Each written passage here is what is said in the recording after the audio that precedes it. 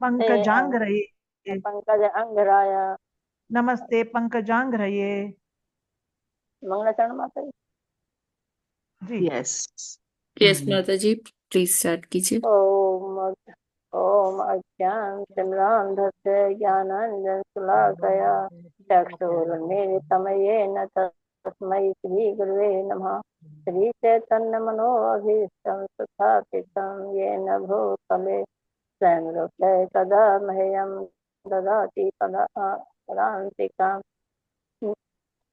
श्रीगुरुपदकमलं श्रीगुरून् वैष्णवांश्च श्रीरूपम् श्रीरूपं साग्रजातं सहगण रघुनाथान्वितं तं सजीवं साद्वैतं सावधूतं परिजनसहितं कृष्ण चैतन्य देवं श्री राधा कृष्ण पादान सहगण ललिता श्री विशाखान्वितांश्च हे कृष्ण करुणा सिंधु दीनबंधु जगतपते गोपेश गोपिकान्त राधा कान्त नमस्ते।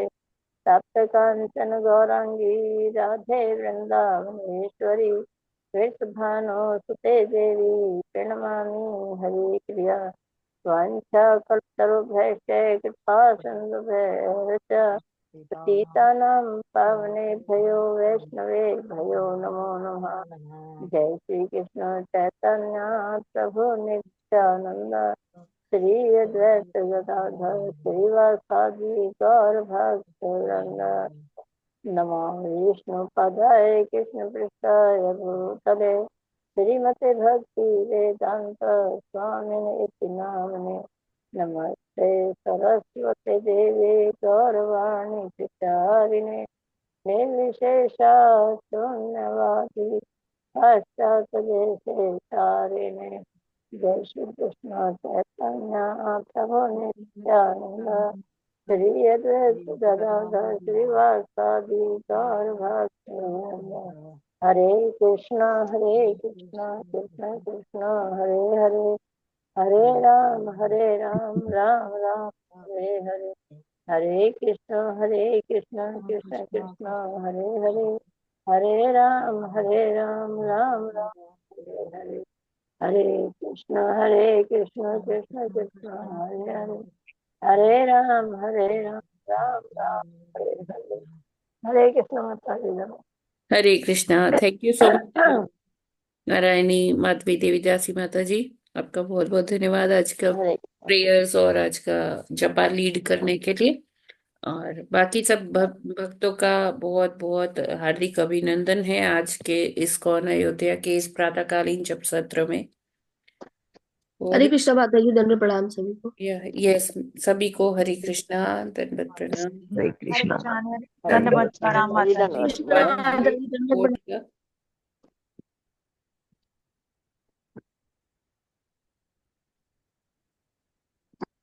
आज है 23 नवंबर और प्रभुपाद जी कहते हैं, गुरु केवल एक ही हैं, परम भगवान श्री कृष्ण। और जो केवल उनके शब्दों को दोहराते हैं वे भी गुरु बन जाते हैं। परंतु निस्संदेह एक गुरु कभी स्वयं को भगवान नहीं मानता। वह स्वयं को सदा दासों के दासों का दास ही मानता है। श्रीमती एवं श्री भाटिया को पत्र 23 नवंबर 1975। तो ये प्रभुपाद जी रिप्लाई कर रहे हैं भाटिया दंपति को। तो ये जो कपल है ये मोसाम्बा में रहते हैं, जो अफ्रीका में एक देश है। वहाँ की राजधानी है मोसाम्बा।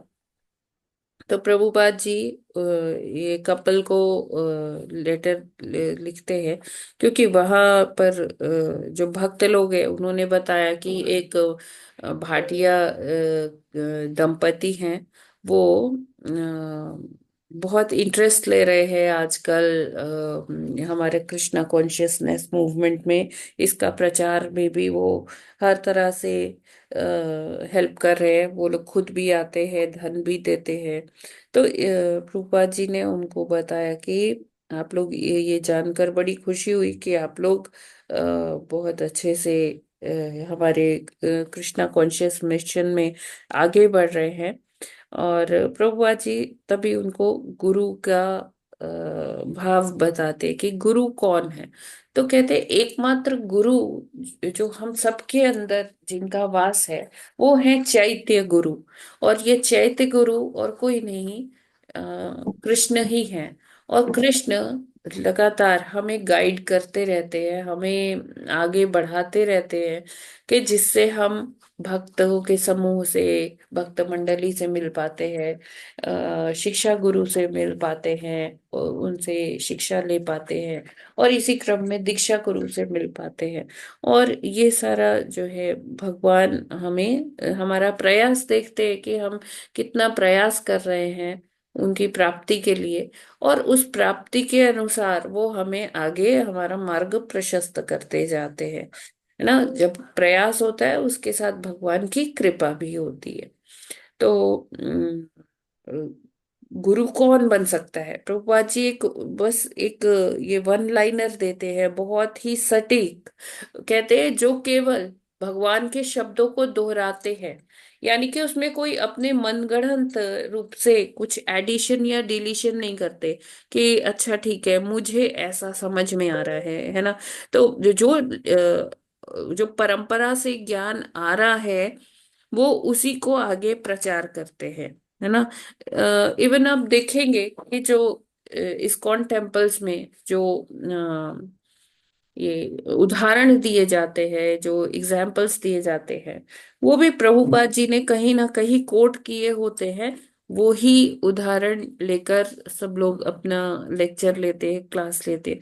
उसमें अपने मन से कोई भी कुछ जोड़ता नहीं है या घटाता नहीं है कि देखिए ये पहले ठीक था, आज ये ठीक नहीं है, आज के संदर्भ में ये सही नहीं। तो ऐसा कोई नहीं करता। जो गुरु शिष्य परंपरा के माध्यम से प्रामाणिक रूप से जो ज्ञान आ रहा है, केवल उसी को बोलना है ना, तोते की तरह उसी को रटकर उसी को बोल दीजिए। तो वो ही गुरु हो सकता अब अच्छा हो गया है जाना। जो अपने मन से जो मैं अ, क्या रहूंगी बोलता कुछ है, भी जाना ना। अपने मन से जो कोई जो बोलता है कि देखो मेरी समझ से ये है, मुझे ये ठीक लगता है। अभी देखिए भगवत गीता की बहुत लोगों ने टीकाएं की हैं, और बहुत पढ़े लिखे लोगों ने टीकाएं की हैं। जैसे कि डॉक्टर एस वो राधा कृष्णन जी, हाँ, उन्होंने टीका की है। और भी आज बहुत सारे लोग हैं जो अपने अपने हिसाब से, आइए मैं आपको समझाता हूँ कि ये क्या है, मैं समझाती हूँ। तो इस तरह से लोग अपने क्लासेस लेने लगते हैं, है ना। और जो गुरु शिष्य परंपरा के माध्यम से जो ज्ञान आ रहा है उसको वो कहीं ना कहीं बीच में ही छोड़ देते हैं और अपनी बात बताने लगते हैं, अपने को भगवान बताने लगते हैं। कोई कहते हैं कि अच्छा मेरी चरण रज ले जाओ आपका कल्याण हो जाएगा। कोई कहेगा कि मेरा फोटो जो है अपने आप ऑल्टर में रख लीजिए तो आपका कल्याण हो जाएगा, मेरे फोटो पर धूप बत्ती दिखाइए, पूजा करिए। तो लोग अपने आप को भगवान बनाने में इस कदर लगे हुए हैं कि वो धीरे धीरे क्या अपने को इतना श्रेष्ठ बना देते हैं कि लोगों से अपनी पूजा करवाते हैं। तो प्रभुपाद यहाँ उन पर ही प्रहार कर रहे हैं इन शब्दों के माध्यम से कि गुरु वो ही बन सकता है जो केवल और केवल भगवान के शब्दों को ही दोहराता है। अपने से जो अपने आप को इतना महान बना कर बैठे हुए हैं, वो गुरु नहीं है। गुरु तो जो सच में जो गुरु है ना, वो अपने को हमेशा उनका भाव यही रहेगा, तृणादपि सुनिचेन वाला, है ना। वो अपने को दासों के दासों का दास ही मानेंगे, है ना। वो कभी भी अपनी पूजा नहीं करवाएंगे। तो वो बात अलग है कि भक्त लोग मतलब सम्मान देने के लिए अपने गुरु की पूजा तो करते ही हैं, लेकिन वो हमेशा उनको किससे जोड़ने का प्रयास करेंगे? गुरु, गुरु के परिप्रेक्ष्य में देखा जाए तो वो भगवान से। भगवान जी से भक्तों को, अपने शिष्यों को जोड़ने का प्रयास करते हैं। तो ऐसा प्रभुपाद जी ने मिसेस एंड मिस्टर भाटिया को ये पत्र लिखा 23 नवंबर 1975 को, और इसमें गुरु की महिमा का उन्होंने अ, उल्लेख किया है। वर्णन।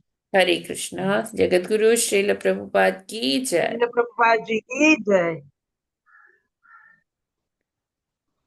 तो आगे बढ़ते हैं हम लोग भागवतम अध्ययन पर।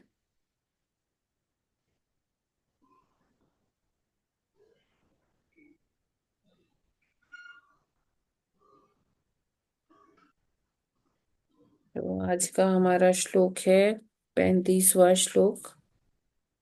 जी माता जी। कल हमने 32, 33, 34 नंबर श्लोक किया था, और हमने देखा कि किस प्रकार जो है इनका पतन हो जाता है श्राप के कारण। किसका? जय विजय का। तो लेकिन हम इसको कैसे देखें कि ये ईश्वरीय इच्छा ही है जिसके योजना से। कारण ये जय विजय जो है कहाँ आ रहे हैं? धरती पर आ रहे भौतिक हैं, जगत। अपने भगवान की लीला में अपना एक महत्वपूर्ण पार्ट को रोल निभाने प्ले के लिए। करने के लिए। ठीक है, यस हम्म। माता जी, आगे पढ़ते हैं 35वां जी। श्लोक। तृतीय 35वां स्कंद श्लोक। 16वां अध्याय 35वां श्लोक। यस माता 35वां जी। श्लोक। तावेव हि अधुना प्राप्तौ पार्षद प्रवरौ हरेः दितेर्जठर निर्विष्टं काश्यपं तेज उल्बणम्। हरे कृष्णा। हरे हरे कृष्णा। सभी को दंडवत प्रणाम।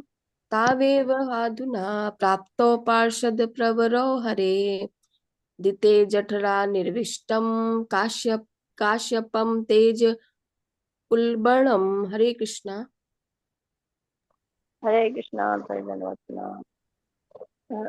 तावेव हरे धुना प्राप्तो पार्थद्रुरो हरे दिते जठरा निर्विशेषं काश्यपं तेजः उल्बणम्। हरे कृष्ण। हरे कृष्णा। तावेव हेतुना प्राप्तो पार्षद प्रवरो हरे दिते जठर निर्विष्टम काश्यपम तेज उल्बणम। हरे कृष्णा। हरे कृष्णा। ताववेराधुना प्राप्तो पार्षद प्रवरे हरे दिते जठर निर्विष्टम काश्यपम तेज उल्बणम। हरे कृष्णा।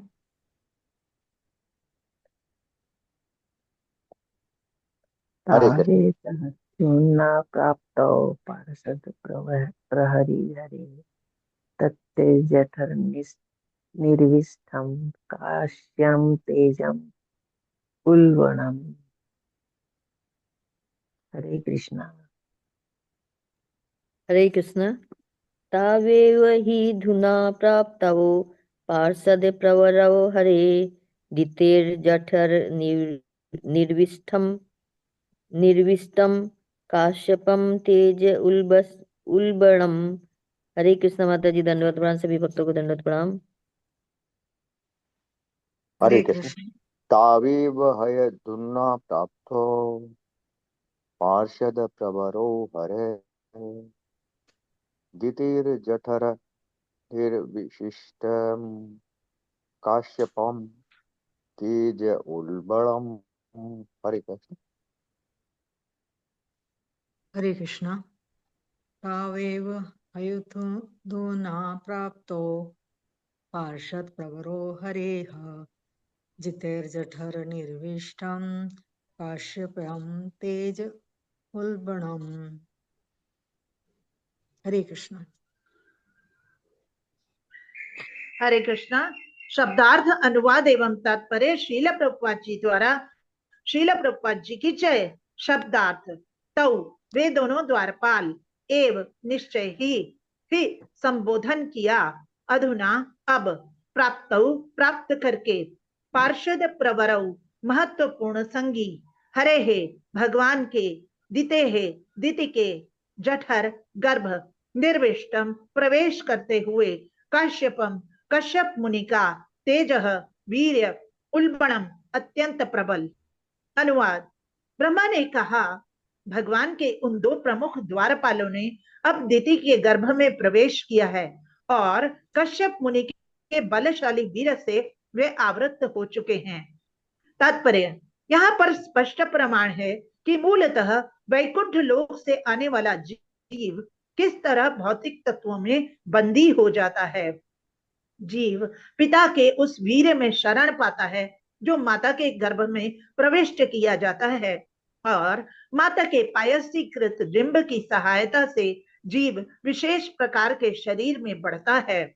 इस संदर्भ में यह स्मरण रखना होगा कि कश्यप मुनि का मन तब व्यवस्थित नहीं था जब उन्होंने हिरण्याक्ष तथा हिरण्यकश्यप नामक दोनों पुत्रों का गर्भाधान किया।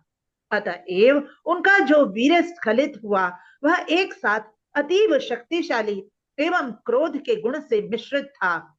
इससे यह निष्कर्ष निकलता है कि शिशु का गर्भाधान करते समय मन को धीर तथा भक्तिमय रखना चाहिए। इस कार्य के लिए वैदिक शास्त्रों में गर्भाधान संस्कार की संस्तुति की जाती है। यदि पिता का मन संयत नहीं होता तो स्खलित हुआ वीर्य बहुत अच्छा नहीं होगा। इस तरह पिता तथा माता से उत्पन्न पदार्थ के भीतर लिपटा हुआ जीव हिरण्याक्ष तथा हिरण्यकश्यपु जैसा आसुरी होगा।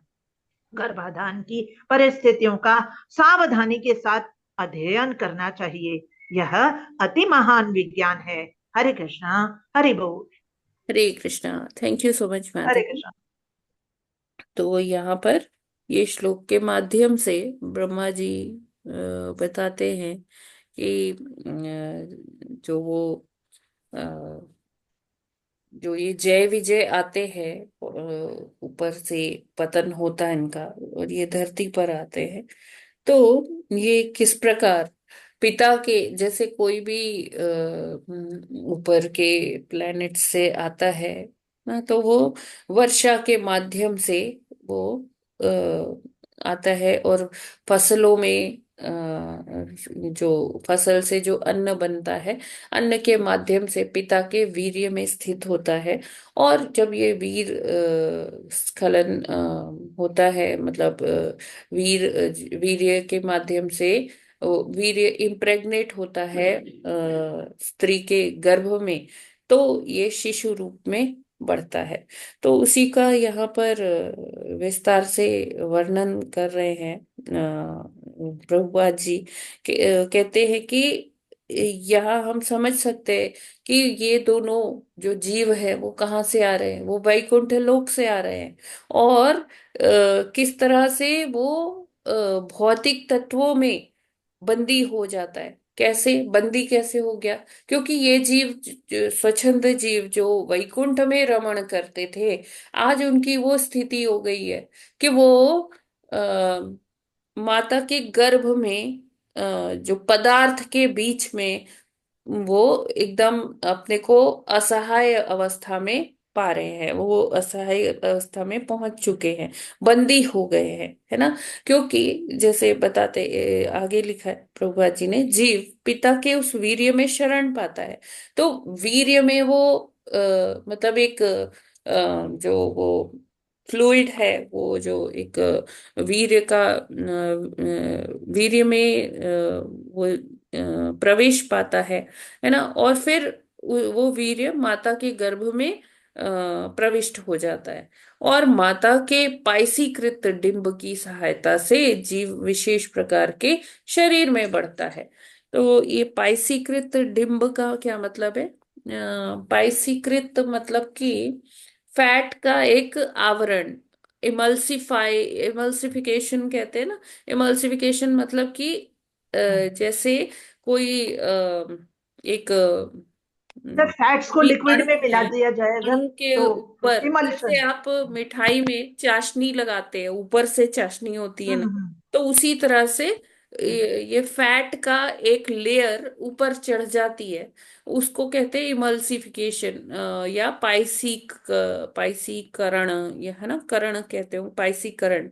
तो ये जो डिम्ब क्या है, डिम्ब कहते हैं जैसे फीमेल गैमीट होता है ना, उसे डिम्ब, फीमेल या मेल गैमीट जो होते हैं, जो मतलब वो कोशिकाएं, जो स्त्री की कोशिकाएं, जो प्रजनन की कोशिकाएं होती है, और पुरुष की जो प्रजनन कोशिकाएं होती हैं, उनको क्या कहते हैं, डिम्ब कहते हैं।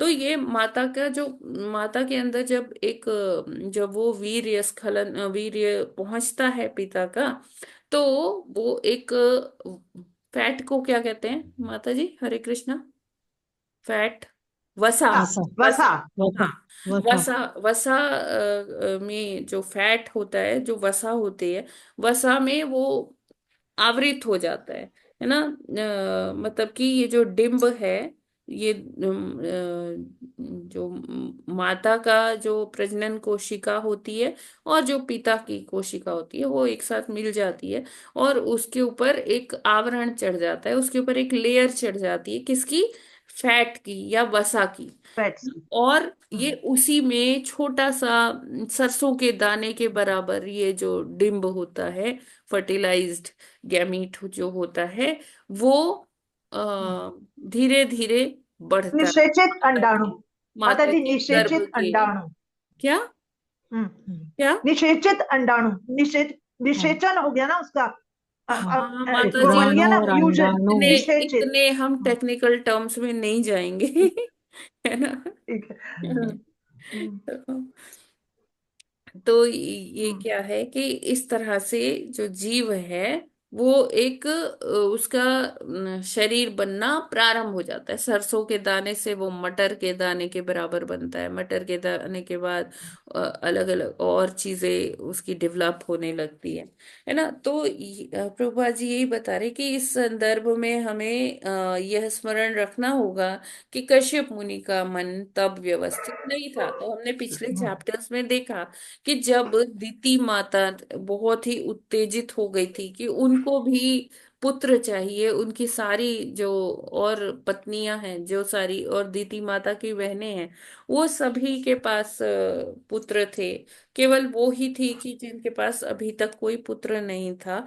तो दीति माता एकदम उत्तेजित हो जाती है, और वो कौन सा काल होता है, गौधुरी बेला होती है, जिस टाइम पर ये बताया जाता है कि उस टाइम पर हमें भगवत चिंतन ही करना चाहिए, क्योंकि आकाश में उस टाइम पे कौन घूम रहे होते हैं, याद है क्या आप लोगों को। गण, शिव जी के वो गण इत्यादि घूमते हाँ, हैं। शिव जी के गण, शिव गण घूम रहे होते हैं, भूत पिशाच आदि, जो बस इसी ताक में होते हैं कि कोई इस समय पर कोई इस तरह का इंद्रिय तृप्ति का कार्य करे, कोई इस समय भोग करे, संभोग करे, तो वो तैयार रहते हैं कि उस समय में प्रवेश कर जाए गर्भ में, है ना। तो कश्यप मुनि उस समय पर चाहते नहीं थे कि उस समय पर संग हो दीति माता का और उनका। उन्होंने कहा कि हाँ ठीक है, ऐसा नहीं है कि मैं आपकी ये इच्छा पूर्ण नहीं करना चाहता हूँ, लेकिन हम थोड़ा सा वेट करते हैं, ये समय बीत जाने देते हैं, और रात्रि काल में ऐसा हो सकता है। लेकिन दीति माता मानी नहीं, और वो उस समय इतनी उत्तेजित थी कि उनको पुत्र चाहिए, पुत्र चाहिए।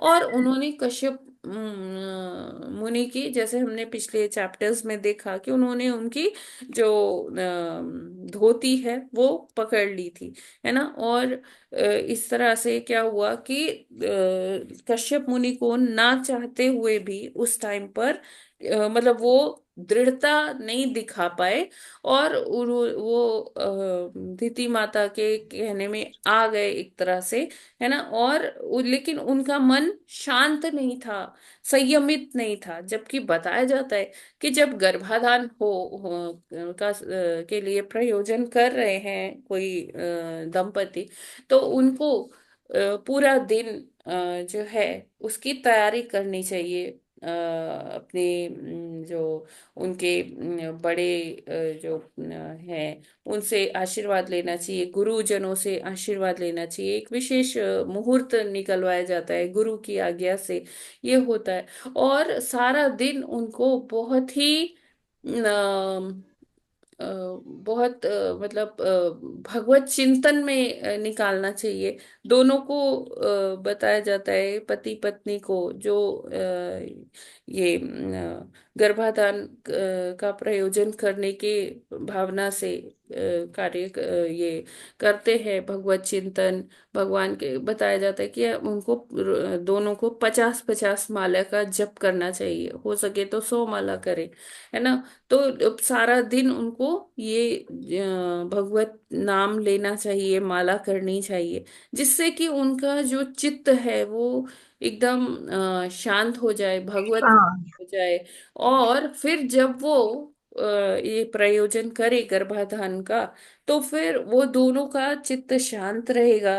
और उसमें जो सतोगुनी जो पिता का जो वीर्य है वो भी अच्छी क्वालिटी का होगा। क्योंकि जब देखिए हमारे मन में कोई स्ट्रेस होता है, कोई चिंता होती है, या विचलित होते हैं, तो क्या होता है, अलग तरह के केमिकल सिक्रीट होते हैं, है ना। ऐसे वो एंजाइम्स जो होते हैं वो अलग तरह के हॉर्मोन्स सिक्रीट होते हैं बॉडी में, है ना। तो वो जो है वीर्य की क्वालिटी को गड़बड़ कर देते हैं, वो वीर्य का क्वालिटी खराब कर देते अच्छा हैं। नहीं रहता है ना।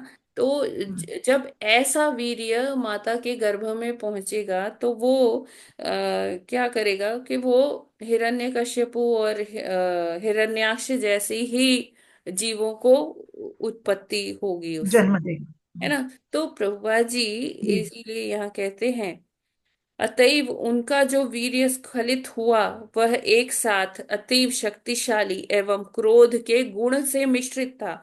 अभी जो कश्यप मुनि हैं उनको मतलब बड़ी ग्लानि भी हो रही थी, क्रोध भी आ रहा था।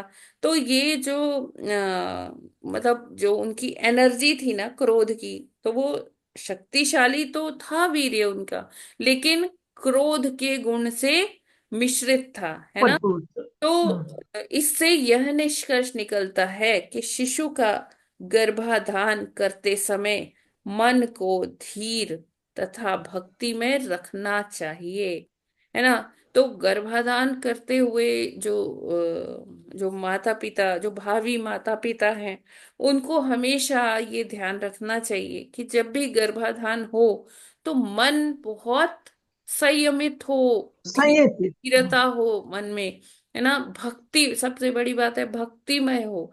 और जब मन भक्तिमय होगा तो कभी भी जो ये अभी आज देखिए, आज का टाइम क्या है कि लोगों में भक्ति भाव कम है ना। और भाग दौड़ की जिंदगी ज्यादा है। लोग क्या है, ज्यादा भौतिक चीजों के प्रति अट्रैक्ट होते हैं, है ना। दिन भर ऑफिस में, दिन भर ये भाग दौड़, और मैं और धन कैसे कमा लूं, ओवर टाइम कर लेता हूँ, ये कर लेता हूँ, वो कर लेता हूँ।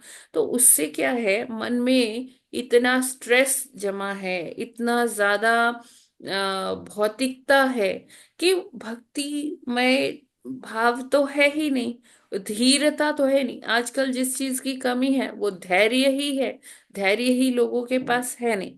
तो इसीलिए आज हम देखते हैं कि जो इतने सेंटर्स खुले हैं, IVF centres, in vitro fertilisation के सेंटर्स खुले हैं, है ना। और मतलब उसमें क्या आता है कि जो लोग हैं वो मतलब उनका सीमेन इतना वो इतना क्वालिटी नहीं है उसमें, क्योंकि जो लाइफस्टाइल है वो बहुत चेंज हो गया है।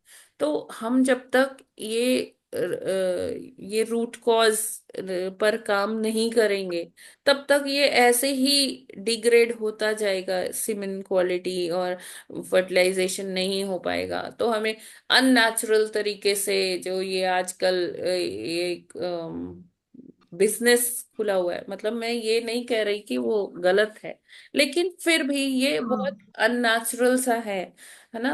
और इसके बहुत हम्म सारे कॉन्सिक्वेंसेस भी झेलने पड़ते हैं माता को, है ना। हम्म तो जो चीज नेचुरल हो सकती है, तो हमें वो उसी आर्टिफिशियल वो तरीके से करना करना चाहिए, वो क्वालिटी मेंटेन करके रखना चाहिए। सबसे बड़ी बात है कि हम्म अगर हम अपनी मनोस्थिति पर वर्क करेंगे, है ना, हम भक्ति करेंगे, रोज हम भगवान का चिंतन करें, भगवान के पवित्र नामों का जप करें, तो ये अपने आप ही धीरे धीरे ये सुधरता जाएगा, है ना।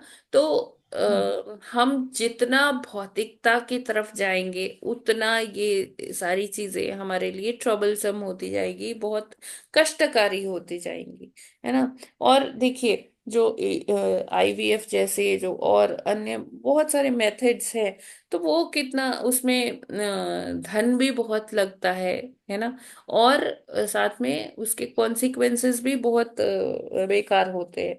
और उसमें देखिए दूसरी चीज है कि जो वो जेनरेशन है, आईवीएफ वाली जनरेशन, अभी हमें मतलब वो लोग उनका पूरा लाइफ स्पैन नहीं बीता है। वो बच्चे अभी कोई 10 साल के, कोई 15, कोई 25 30, है ना। तो अभी उनका पूरा लाइफ साइकिल नहीं गया, तो हमें नहीं पता कि आगे आने वाले टाइम में उनके साथ आगे क्या समस्या होगी या क्या नुकसान होगा। आगे जैसे जैसे उनकी एज बढ़ेगी, तो ऐसे बच्चों का क्या मतलब फ्यूचर है ना, उनमें कितना रेजिस्टेंस पार है, कितना कैसे वो उनकी बॉडी और चीजों को डील करेगी। तो ये सारी चीजें अभी भी इसका शोध चल रहा है ना। तो हमें मतलब आजकल क्या होता है कि जरा सा थोड़ा हुआ तो लोग फटाफट कहते हैं चलो चलो चलो, वो तो है ही ना आईवीएफ सेंटर। तो हम अपने हम्म जो बेसिक फंडामेंटल्स है उस पे काम नहीं कर रहे, लेकिन हम अननेचुरल वेज में चले जाते कि हाँ ठीक है, ओके, ये तो नॉर्मल है आजकल। तो हमने इस चीजों को, ये सारी चीजों को नॉर्मलाइज कर दिया है, इतना इसका एड्स आते हैं, आप देखिए न्यूज़पेपर्स, देखिए टीवी में एड्स आते हैं। तो ये इतना नॉर्मलाइज कर दिया गया है, इतना इस चीज को कॉमन बना दिया गया है कि हर कोई अब उसी की तरफ आकर्षित हो रहा है ना। कितने कितने हम्म सेलिब्रिटीज बताते हैं, तो लोग उससे आकर्षित होते रहते हैं, और उनको लगता है कि हाँ ये बहुत ही नेचुरल है, जबकि ये नेचुरल नहीं है। हमें अपने ऊपर कार्य करना होगा, अपने को उस तरह से बनाना होगा कि जब गर्भाधान संस्कार किया जाए तो उसके रिजल्ट्स आए, बेस्ट आए, है ना। क्योंकि ये बहुत नेचुरल है, भगवान ने ये इसी तरह से ये सिस्टम बनाया है। तो हम जब भगवान के पवित्र नामों का जप करते हैं, उसका बहुत प्रभाव हमारे ऑरा पर पड़ता है, हमारे इंटरनल और एक्सटर्नल दोनों पर पड़ता है। तो हम जब इस तरह से भगवत नाम लेते जाएंगे, तो हमारे अंदर हमारा चित्त शुद्ध होगा, हमारा चित्त शुद्ध होगा, हमारे जो अंदर के सारा सिस्टम है वो भी ठीक चलेगा, जब हम संयमित रहेंगे। अभी आजकल क्या है कि लोगों को गर्भाधान संस्कार की वैल्यू नहीं पता है। वो लोग मतलब ब्रह्मचर्य का तो अभी आज के डेट में मतलब हम कितना सुनते हैं कि लोग लिव इन रिलेशनशिप्स में रह रहे हैं ना, छोटे छोटे बच्चे, वो उनके पास आजकल इतना इंफॉर्मेशन, इतना डेटा उपलब्ध है कि वो कुछ भी अपने फोन में जस्ट एक फिंगर टिप्स दूर है, वो लोग छोटी आयु में ये सब चीज मतलब उनके पास आ गई है। तो ये बच्चे जो है हमें इनको अच्छी शिक्षा की तरफ मोड़ना होगा, अपने शास्त्रों की शिक्षा की ओर मोड़ना पड़ेगा, और इनको ब्रह्मचर्य का क्या महत्व है वो बताना होगा। आजकल जो छोटे छोटे बच्चे हैं वो ये सारी चीजें देखकर वो छोटी आयु में ही उनके मनों पर इतना दूषित किया जा रहा है ये सारी चीजों से कि वो छोटी आयु से ही अगर वीर्य स्खलन होगा तो वीर्य की जो क्वालिटी है वो धीरे धीरे वो खराब डिटीरियोरेट होता ही है। जाएगी बहुत। और ये कंडीशन इतनी ज्यादा वर्स हो रही है धीरे धीरे धीरे धीरे कि अगर हमने इस पे आज काम नहीं किया तो आने वाले टाइम में और भी बहुत मुश्किलें होने वाली है। हरे कृष्णा। जगत गुरु श्रील प्रभुपाद की जय। प्रभुपाद की जय। ये बहुत क्लियर है ना सुंदर। ये वाला श्लोक? जी माता जी, ये बहुत हरे कृष्णा। बहुत माता जी प्रभु जी आप मैसेज के सबको लिए। क्लियर है? माता जी क्लियर है, क्लियर है माता जी। जी। जी माता जी माता जी क्लियर। माता जी, यहाँ पर ये बहुत स्पष्ट हो जाता है और ध्यान रखने की भी जरूरत है हाँ कि जब भी स्त्री पुरुष नए दंपति जब भी संभोग क्या करें तो वास्तव में उनमें धैर्य और भक्ति होनी चाहिए, यस क्योंकि माता आज की जो जनरेशन आ रही है जी। उनमें सहनशीलता बहुत कम एग्जैक्टली। है ना। हाँ, हम्म। तो वास्तव में बहुत बड़ा एक तो पॉइंट है देखिए ये श्लोक में। जैसे ये भी है जो हनीमून कल्चर बन गया है हमारे कंट्री में, ये हमारा कल्चर नहीं है, ये हम्म, वेस्ट से आया हाँ है ना। हाँ। तो ये समाज जो सुधार के कल्चर लिए है ये चीज ये बहुत और जरूरी। ज्यादा हमारे संस्कृति को और ज्यादा खोखला करता जा रहा है। बिगाड़ रहा। जी। हम्म, ठीक। ठीक है ना। और कोई कोई प्रश्न है क्या? हाँ, नहीं ना। ठीक है, आगे बढ़ते हैं। 36वां श्लोक। तयोरसुरयोरद्य तेजसायमयोर्हिवः आक्षिप्तं तेज एतर्हि भगवांस्तद्विधित्सति। हरे कृष्णा।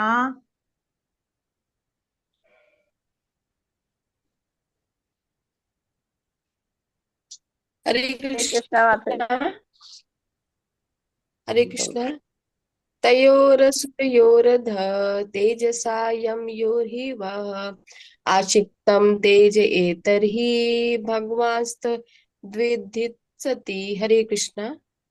हरे कृष्णा। तयोरसुरयोरध तेजसा यं योहि वः आचिक्तम तेज एतहि भगवान दिदि तस्सति। हरे कृष्णा। हरे कृष्णा। हरे कृष्णा माता जी, दंडवत प्रणाम। तय तय तयोरस तयोरस रसरयोध्या तेजसः यमयोर्हेव आक्षिप्तं तेज एतर्हि भगवान् तद्विधि तत्सति।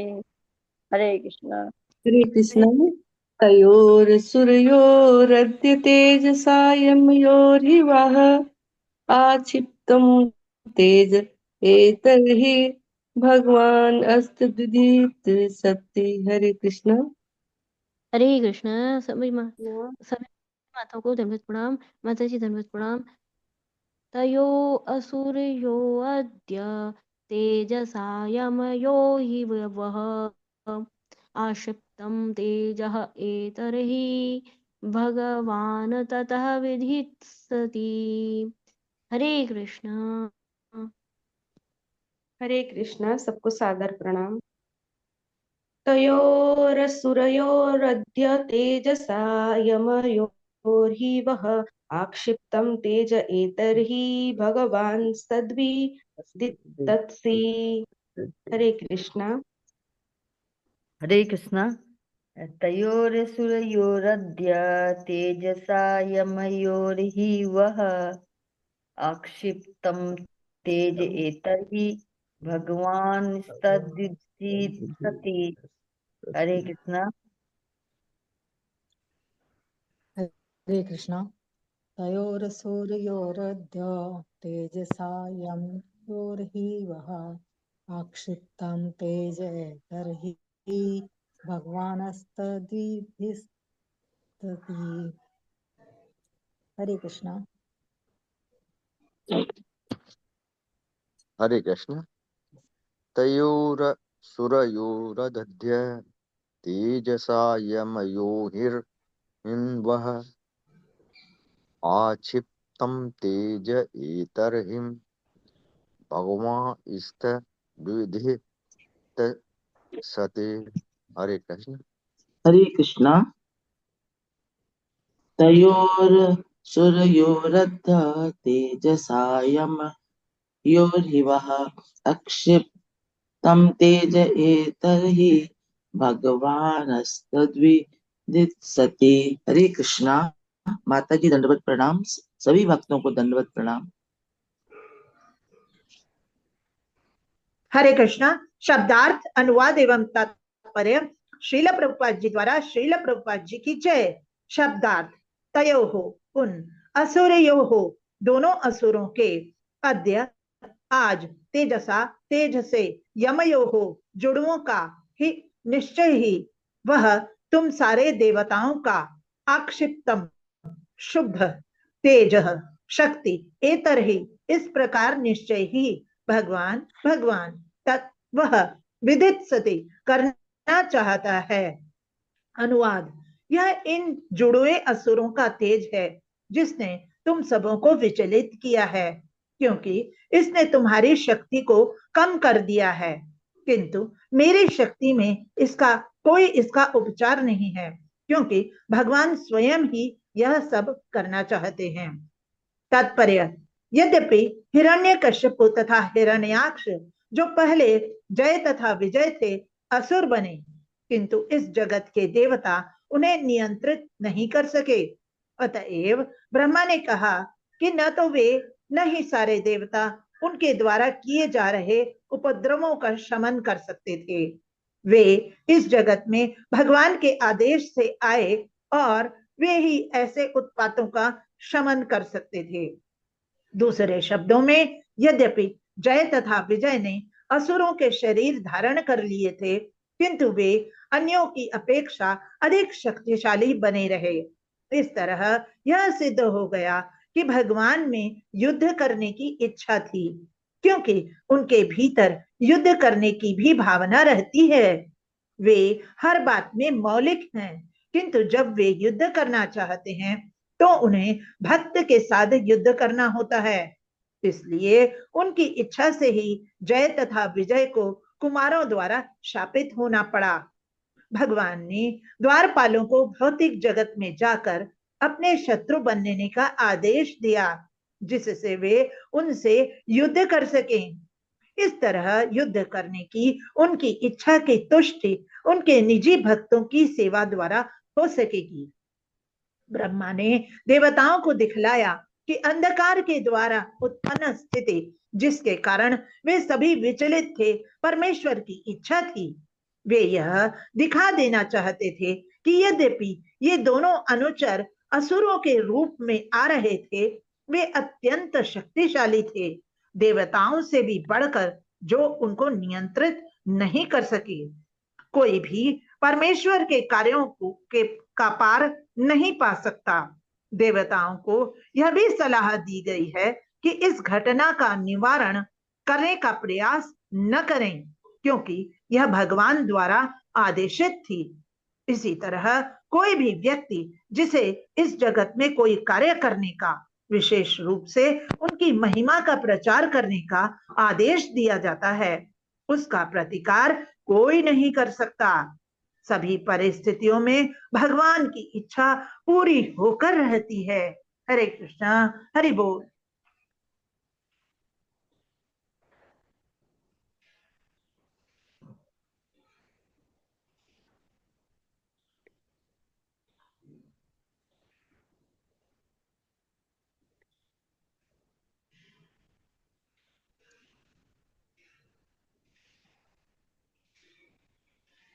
हरे कृष्णा माता जी, आवाज नहीं आ रही आपकी। सॉरी सॉरी सॉरी, मैं अनम्यूट करना भूल गई और बोलती गई। थैंक यू सो मच माता जी। तो हरे कृष्णा। के माध्यम से ब्रह्मा जी देवताओं को एक तरह से सचेत कर रहे, चेतावनी दे रहे हैं कि ये जो असुर आए हैं हिरण्याक्ष हिरण्यकश्यपु के रूप में, वो असल में कौन है? वो जय विजय है, भगवान के निकट पार्षद हैं। और भगवान की ही इच्छा से वो असुर रूप धारण करके यहाँ इस भौतिक जगत में उतरे हैं। तो आपको इस बात को प्रतिकार नहीं करना है, मतलब कि इस चीज को रोकने के लिए कोई प्रयास नहीं करना चाहिए। जैसे हम देखते हैं कालखंड में, जब प्रहलाद महाराज का जन्म होने वाला होता है, कयाधु माता के गर्भ में होते हैं प्रहलाद महाराज, तो इंद्र कयाधु माता को क्या करता है, उनको मारने का प्रयास करता है ना, कि ये बालक जन्म ही नहीं लेगा तो असुरों का आगे और साम्राज्य बढ़ ही नहीं पाएगा, क्योंकि असुर का पुत्र तो आसुरी शक्ति वाला ही होगा और ये हमें और तंग करेगा। तो तब नारद मुनि हस्तक्षेप करते हैं, कहते हैं कि तुम ये घृणित कार्य क्यों कर रहे हो, संतान को गर्भ में ही क्यों मारना चाहते हो? तो क्योंकि हो सकता है कि ये बहुत बड़ा भक्त हो। तो नारद मुनि प्रहलाद महाराज का उस टाइम संरक्षण करते हैं। और यहाँ ब्रह्मा जी भी देवताओं को यही सचेत करते हैं कि ये सब भगवान की इच्छा से हो रहा है। जो ये आप लोग मेरे पास आए हो कि सृष्टि में पूरा अंधकार छा गया है, तो ब्रह्मा जी यहाँ बताना चाहते हैं कि उन्होंने ये सारा कथा क्यों सुनाई है। ये इसीलिए सुनाई है कि देवता लोग ये समझ जाएं कि ये सारा भगवान का प्लान है। क्योंकि उनके जो भगवान बहुत सारे रसों का आस्वादन करना चाहते हैं, है ना। जैसे हमने पढ़ा था, कौन कौन सा रस था? शांत रस, दास्य रस, साख्य रस, है ना, जो ये वात्सल्य रस और माधुर्य रस। इनके अलावा 7 गौण रस भी थे, जिसमें से एक रस था वीर रस, और एक रस होता है विभत्स रस। विभत्स रस क्या होता है? जिसमें भगवान डरते हैं, जो सारी सृष्टि को के नियंता हैं, नियामक हैं, वो भी डर रहे हैं। यशोदा मैया के हाथ में छड़ी थी ना, भगवान भाग रहे थे डर के, उनके आंखों में अश्रु थे। और लेकिन क्योंकि वो स्वराट हैं, भगवान हैं, वो रस का आनंद लेने के लिए ये सब करते हैं। और वो जो अश्रु उनके आंखों में है, वो कोई झूठे अश्रु नहीं, वो सच में वो उस रस का आस्वादन करने के लिए उस पात्र में इतना ज्यादा इन्वॉल्व हो जाते हैं, मैया के प्रेम में इतना ज्यादा इन्वॉल्व हो जाते हैं कि मैया जब छड़ी लेके आती है यशोदा मैया, तो भगवान की आंखों में आंसू होते हैं और वो आगे आगे भाग रहे होते हैं। और ये उनके इस स्वरूप की, दामोदर स्वरूप की, हम लोग पूजा भी करते हैं, उनको दिया दिखाते हैं। उनकी आंखों से अश्रु, उनकी आंखों में अश्रु है और हम उनको दिया दिखा के प्रसन्न करते हैं। तो ये भगवान जो है स्वराट हैं।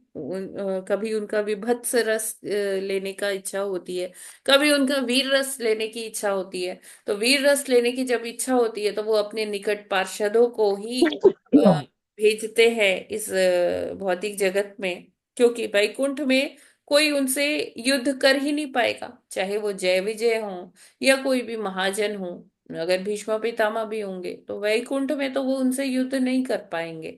वैकुंठ इस सब से क्या है, एकदम अछूता है। वहां पर तो सब भगवान की भक्ति ही करते हैं।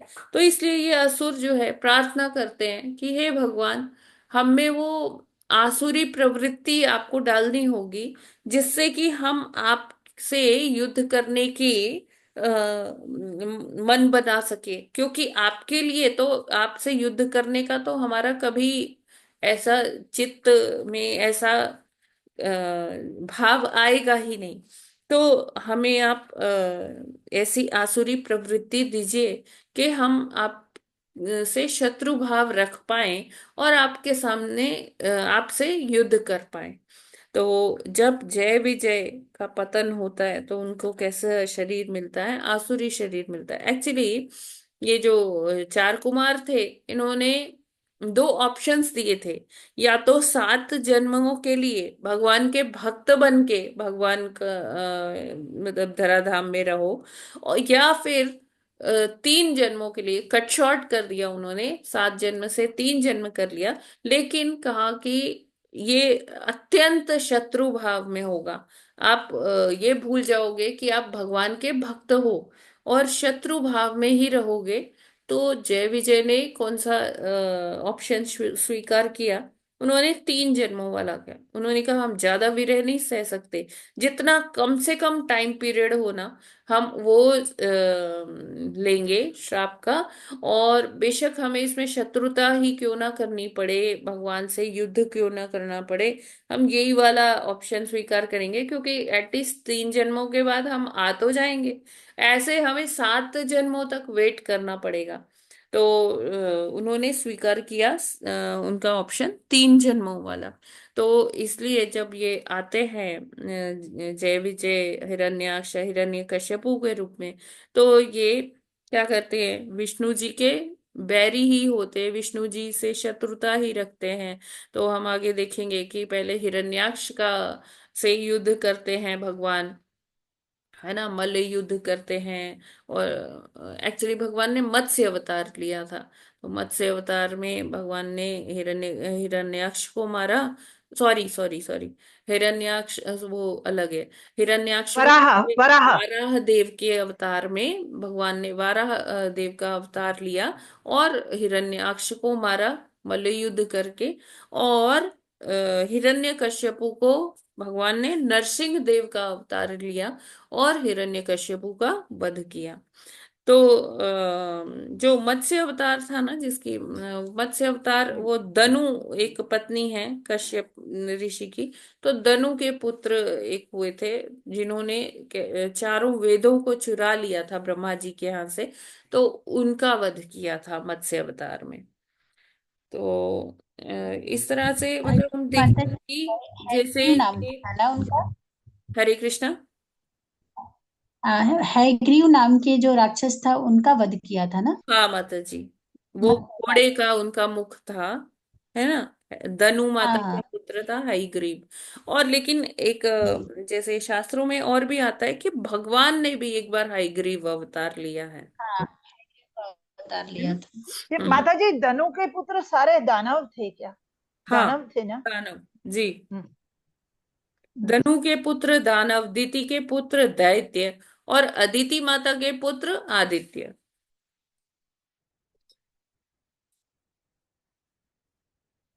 तो ये सारी ये ब्रह्मा जी यहाँ बताते हैं कि अगर आप देखो, हम कुछ भी कंट्रोल नहीं कर सकते।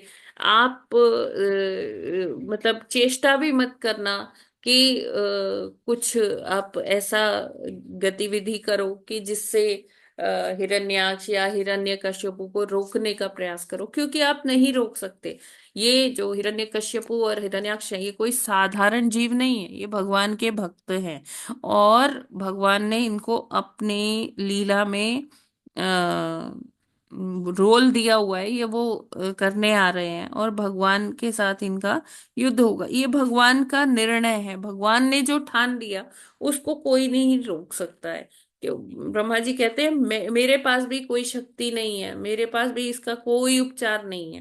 तो हमें इसमें भगवान की लीला में बस हमें इसे वॉच करना है स्पेक्टेटर्स की तरह से।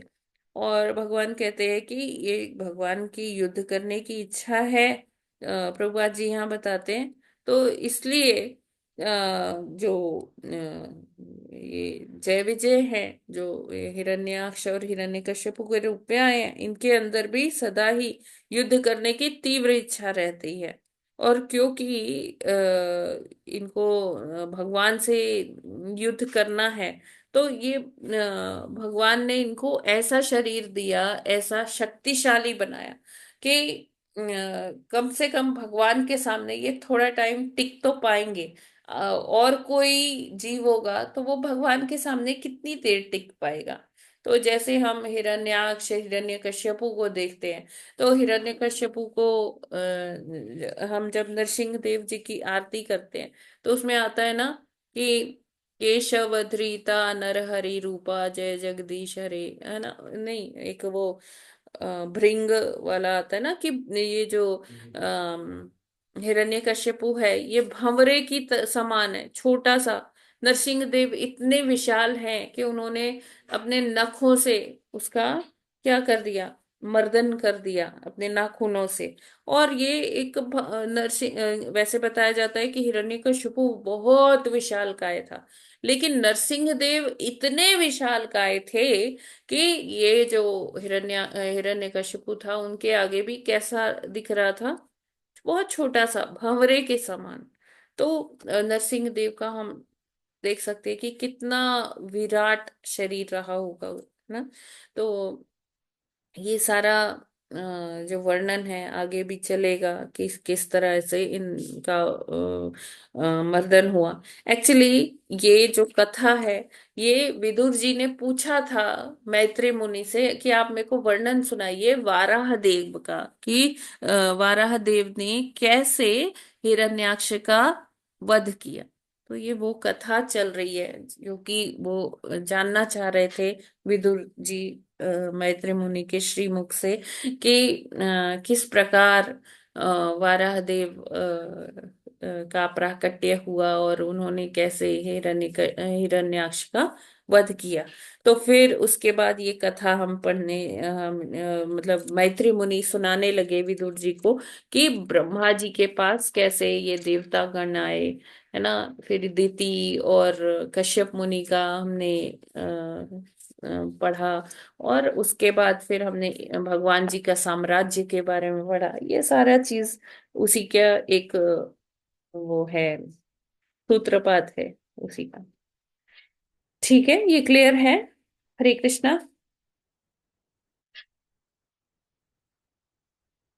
हरे कृष्णा। माता जी क्लियर है एकदम।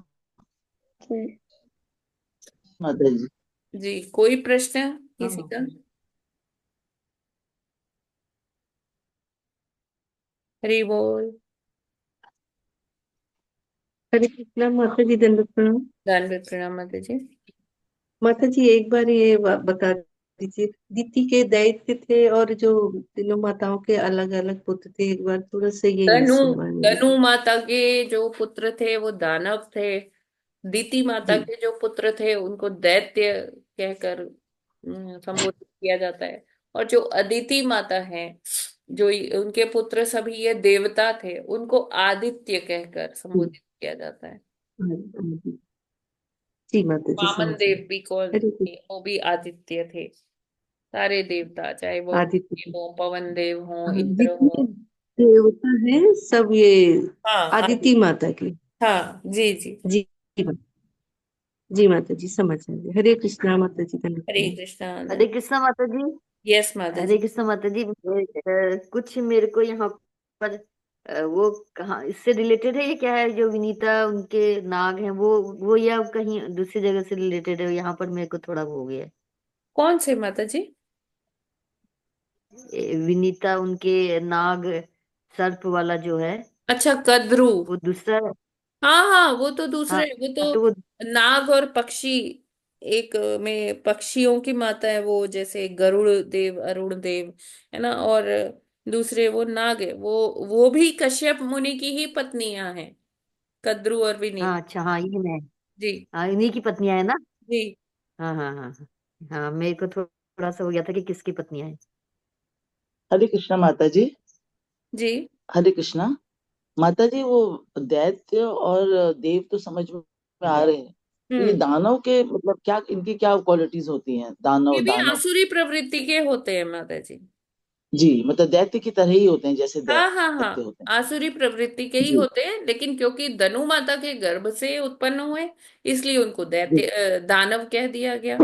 है वो भी जी, आसुर प्रवृत्ति के ही। असुरी है ना। हाँ अच्छा हाँ अच्छा, जी। ठीक है माता जी, हाँ, थैंक यू। हाँ हरे कृष्णा माता जी, जी। यस माता जी। सादर प्रणाम। प्रणाम माता जी। माता जी, ये जो अदिति माता के आदित्य हुए, ये हाँ ये तो वायु देव, अगर वरुण देव, अगर ये सब हुए तो ये सारे ब्रदर्स कहलाएंगे ना माता जी? हाँ, ये अगर ब्रदर्स ही माता हैं। इनकी, इवन वामन देव। अच्छा, मतलब आज तक पता नहीं था माता जी। मतलब ये वायुदेव, वरुण देव, अग्निदेव, ये सब, सूर्य देव, ये सारे। हाँ, ये सब भाई अच्छा, हैं। तो माता जी आदित्य जो है, 12 आदित्य बोलते हैं हमारा उसमें जो 12 आदित्य हैं, ये सारे ही आदित्य कहलाते हैं? वो हम लोग सूर्य वो देव अलग के है? रिस्पेक्ट में, विद रिस्पेक्ट टू सूर्य कहते हैं, है ना, कि ये जो 12 आदित्य हैं, ये सूर्य हाँ की हाँ हाँ। पदवी पर आते हैं। हर महीने में एक आदित्य आते हैं। तो वो आदित्य अलग है माता जी? हैं? वो आदित्य नहीं, अलग ये है? भी उन्हीं के ही पुत्र है माता जी। अदिति माता के ही पुत्र हैं ये सब।